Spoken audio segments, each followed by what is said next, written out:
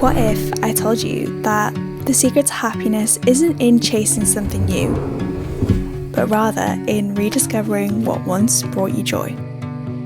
Happiness isn't something that you read in a book or bake on the weekend. It's something that you create.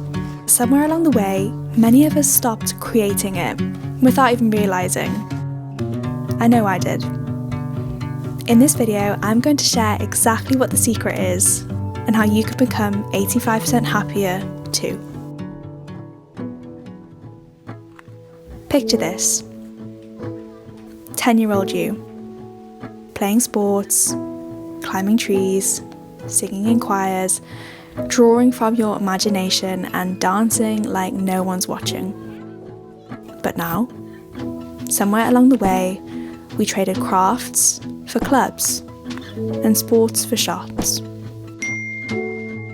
But would it surprise you if I told you that those childhood hobbies held the key all along? Data shows that people who have hobbies feel 85% happier. And who wouldn't want to feel happier?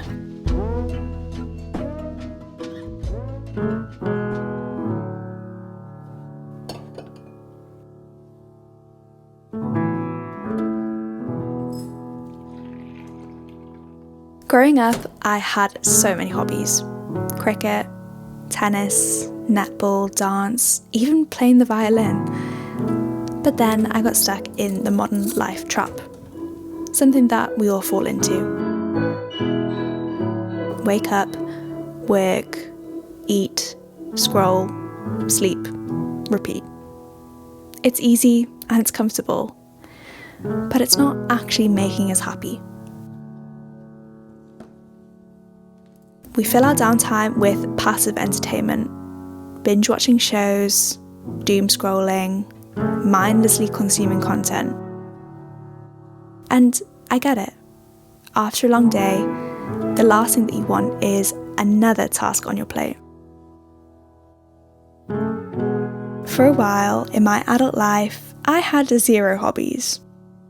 But not anymore.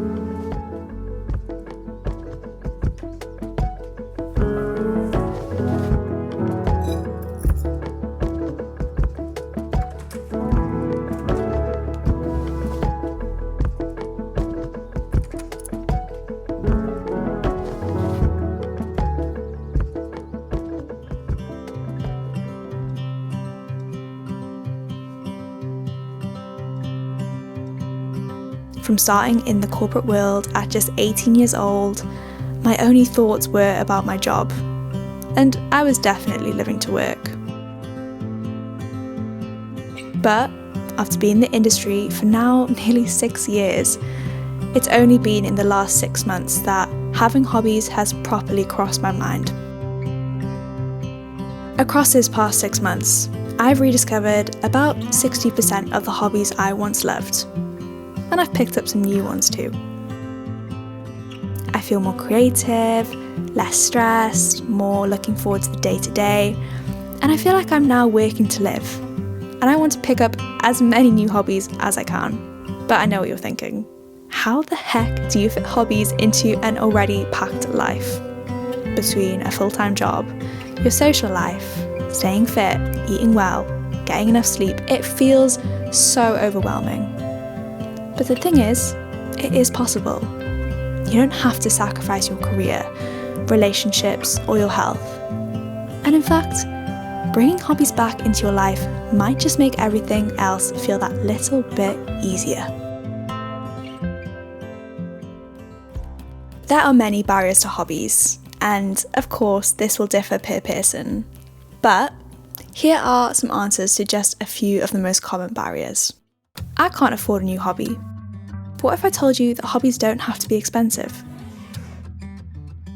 Running, writing, stargazing, singing. Just a few examples of ones that don't have to cost anything. The only thing you need to invest is your time. I'm too old to start. Vera Wang didn't design her first dress until 40.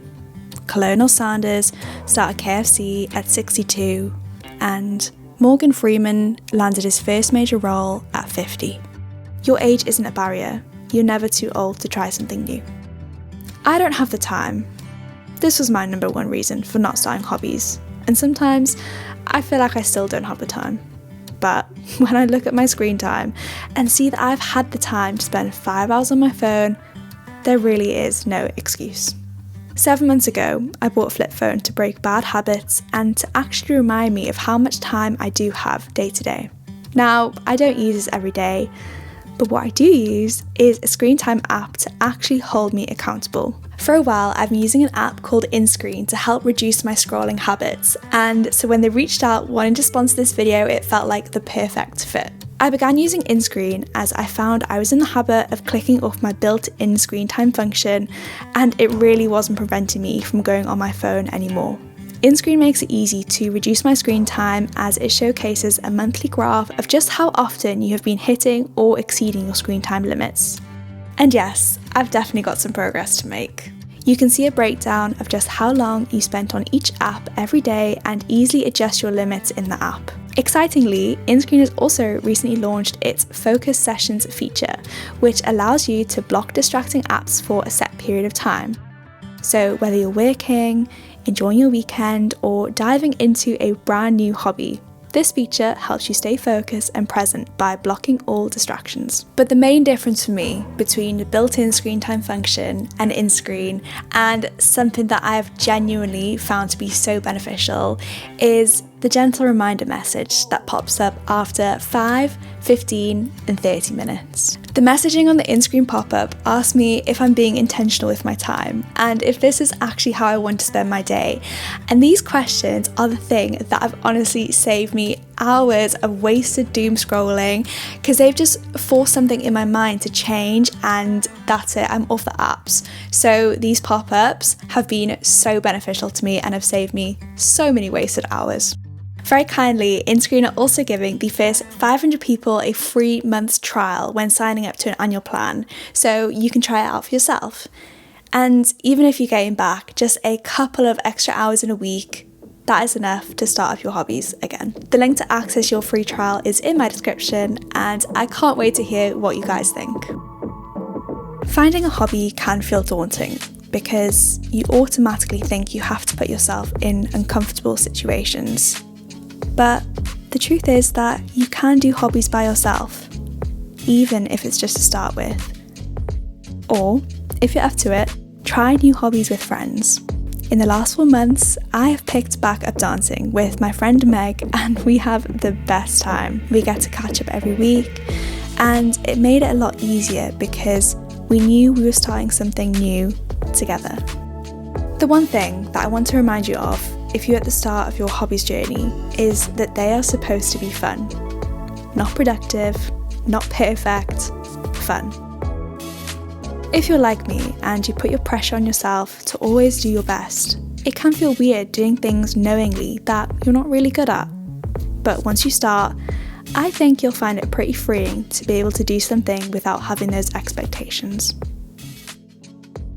So, what hobby are you going to do? Something that I actually really want to pick up is card making, like making birthday cards or special occasion cards for my friends and family, but like actually putting the thought into it. I think that sounds so much fun. But if you're not sure where to start, I would recommend starting to think about what type of hobby category interests you. Maybe creative, where you could paint, write, or play music. Or maybe something more active is your thing. Sports, dance classes, hiking. Potentially, you want to become a collector of books, stamps, or coins.